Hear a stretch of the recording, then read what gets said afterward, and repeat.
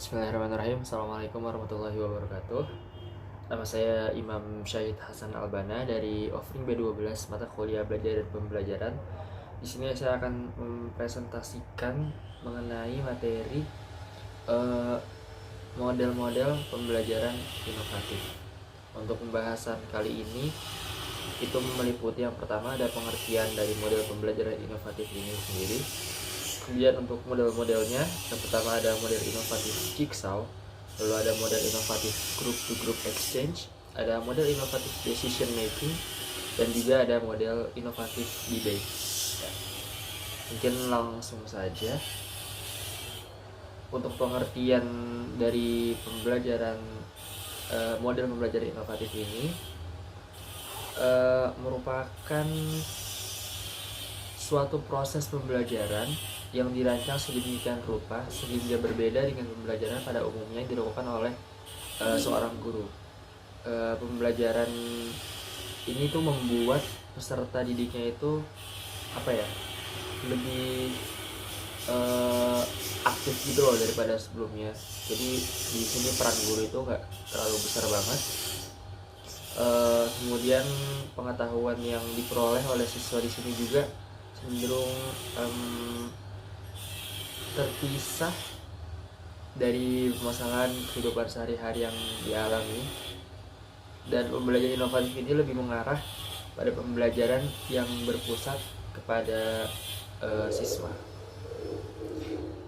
Kemudian yang pertama ada model pembelajaran inovatif Jigsaw. Untuk model ini guru akan membagi siswa ke dalam kelompok kecil yang setipe kelompoknya, terdiri dari 3 sampai dengan 5 orang mungkin. Kemudian setiap kelompok akan membahas topik yang sama, namun setiap anggota dalam kelompok memiliki tugas yang berbeda-beda. Anggota kelompok akan berkumpul dengan anggota dari kelompok lain yang memiliki tugas yang sama untuk kemudian berdiskusi mengenai tugas yang telah diberikan. Kemudian setelah mereka berdiskusi selesai, para anggota kelompok akan kembali ke dalam kelompoknya masing-masing. Setiap anggota dalam kelompok harus menjelaskan kepada kelompoknya mengenai hasil diskusi yang telah diperbincangkan sebelumnya, dan mendengarkan dan juga memahami atau mengerti daripada arti yang telah disimpulkan gitu. Kemudian di akhir pelajaran secara acak guru akan menunjuk satu orang menjelaskan hasil diskusi yang dilakukan dalam kelompok. Siswa lain tidak mendapatkan tugas untuk menjelaskan, diharapkan atau diharuskan untuk memberikan pendapat atau mungkin pertanyaan atau sanggahan berdasarkan penjelasan yang diberikan oleh siswa tersebut. Kemudian diskusi ditutup oleh guru. Lalu yang kedua ada model pembelajaran inovatif Group to Group Exchange. Guru akan membagi siswa ke dalam beberapa kelompok kecil yang terdiri dari 4 sampai dengan 5 anggota di dalamnya. Kemudian guru akan memberikan tugas buat topik yang berbeda untuk setiap kelompoknya. Kemudian setiap kelompok ini harus melakukan observasi, menjabarkan, melakukan analisis, dan berpikir secara kritis terhadap topik yang diberikan. Selanjutnya secara bergantian juri bicara dari setiap kelompok akan menjelaskan hasil diskusi yang dilakukan dalam kelompoknya.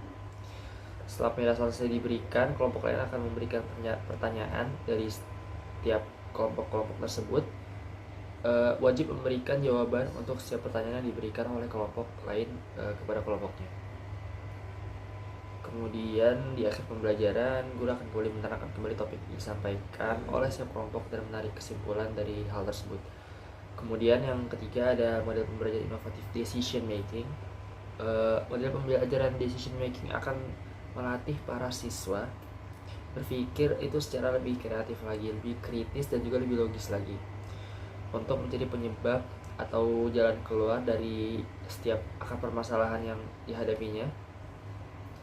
Pembelajaran ini diawali dengan penjelasan secara menyeluruh yang dilakukan oleh guru mengenai sebuah topik yang sedang beredar di kehidupan sehari-hari kita dan nantinya menjadi tugas para siswa. Kemudian setelah menjelaskan itu, guru akan meminta kepada siswa untuk menggali lebih untuk menemukan fakta yang tentunya masih belum terungkap.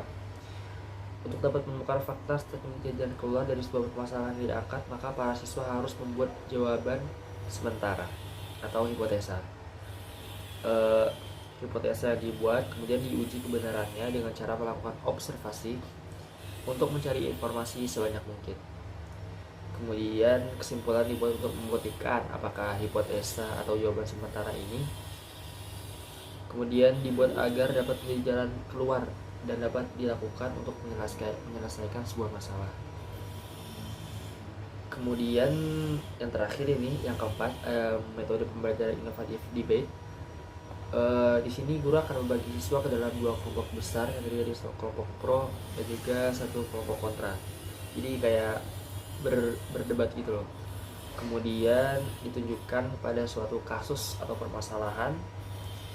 Kemudian para anggota kelompok, baik kelompok pro ataupun kelompok kontra, memberikan pendapat terhadap kasus yang sedang dibahas.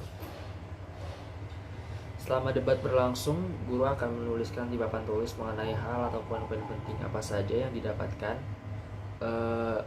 setelah debat selesai. Dan setelah debat selesai, guru akan merangkum kesimpulan dari debat tersebut. Ya itu saja 4 poin daripada metode pembelajaran inovatif. Kurang lebihnya mohon maaf. Assalamualaikum warahmatullahi wabarakatuh.